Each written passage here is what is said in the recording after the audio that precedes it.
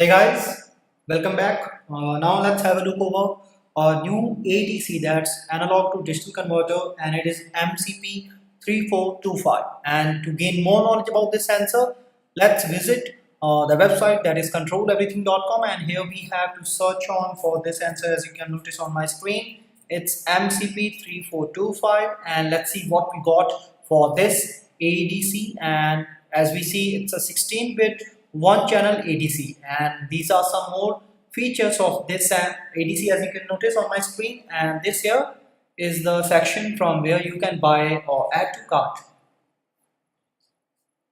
Furthermore, I will be interfacing the ADC MCP3425 with a Raspberry Pi and a Java code. And to get your hands on the Java code, let's visit the resource tab here, and here comes the Java code sample onto your screen. You click on it and you can download the code sample as a zip file right from here, and you can get your code from github.com, and the concerned repository there is Control Everything community. Now let's have a look over the hardware connections we need to put up together, and let's see how to do that. Well, in the hardware setup for the connections, what do we require is this Raspberry Pi, which you are able to see on my screen, and these are the GPIO pins of the Raspberry Pi. Next, we require an I2C Shield, which you can see, and it's available on the website controleverything.com. The real reason we are using this shield is to make easier connections with other I2C devices. So for that, gently place the I2C Shield over the GPIO pins of the Raspberry Pi and make a connection. Next, we need to power up our Raspberry Pi, and for that we require a micro USB cable just like that, and gently insert it over here, the power jack. And for the internet connection, there are two options. First of all, this here is an Ethernet cable or a LAN cable. Now gently insert it over this Ethernet jack, and you are done with the connections part. Now for the other internet connection, we can also have a adapter, a wireless nano USB adapter just like that, and you can have on the USB port. Next, we require our analog to digital converter, that is MCP3425, and this here is a connecting cable. Now make the connection among the ADC and the cable, and make sure that the brown wire of the cable should be connected to the ground terminal of the analog to digital converter, and similarly to the ground of I2C Shield.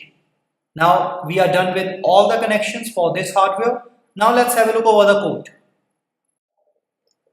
Now let's have a look over the interfacing part, and for that, first of all, we have to log into github.com, and here we have to search on for the repository, that is Control Everything community, which you can see. And after getting that, we have to search for the ADC, that is MCP3425, and let's see, this is the Java code. But let's have a look over the instructions we need to fulfill first. And as you notice, we have to download and install Pi4j library on the Raspberry Pi.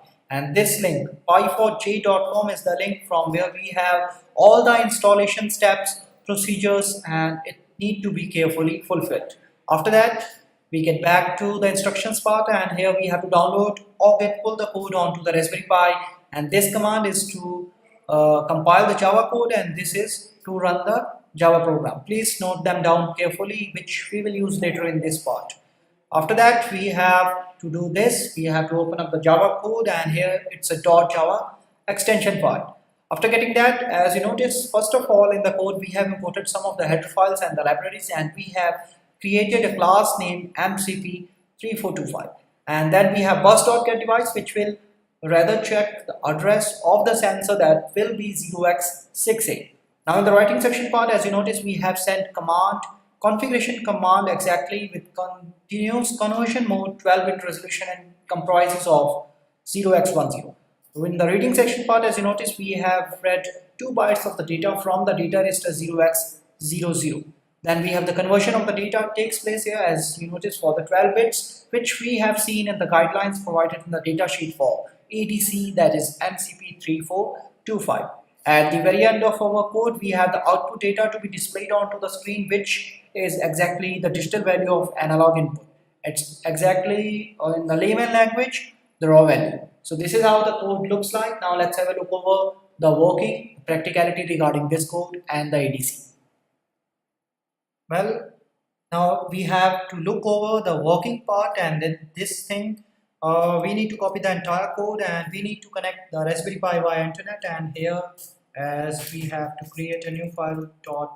.java will be the extension, just like that. And let's say we have to paste the entire code, and after that we need to save it. And this command is the compilation command for this part. And let's see what we got here for the compilation. The code is compiled. Now to run the Java code, this is the command, and we can have the digital value of analog input, and when I run again and again, we have the value same, which is 0, which means there is nothing connected or the terminals are grounded.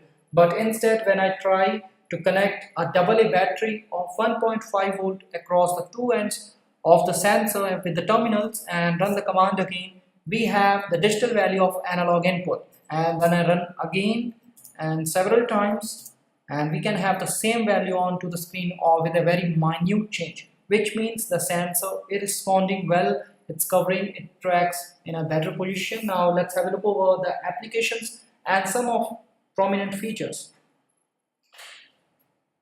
The MCP3425 is a single channel, low noise, high accuracy analog to digital converter with differential inputs and up to 16-bit of resolution.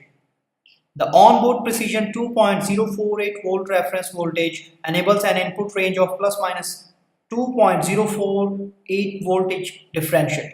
The device uses a 2-wire I2C compatible serial interface and operates from a single 2.7 volt to 5.5 volt power supply. The MCP3425 device can be used for various high accuracy analog to digital data conversion applications like portable instrumentation, base scales and fuel gates, temperature sensing with RTD, thermistor and thermocouple, and bridge sensing for pressure, strain and force. Well, you can have this sensor and you can purchase it from controleverything.com, and you can get the code from resource tab. From this site, you can download the code as zip file. Also, you can get the code from github.com, and the repository there is Control Everything Community. In the end, I would like to make it clear that if you have any doubts regarding any part of this sensor or video, you can have your queries on controleverything.com, and you can post your comments on the community page on this website.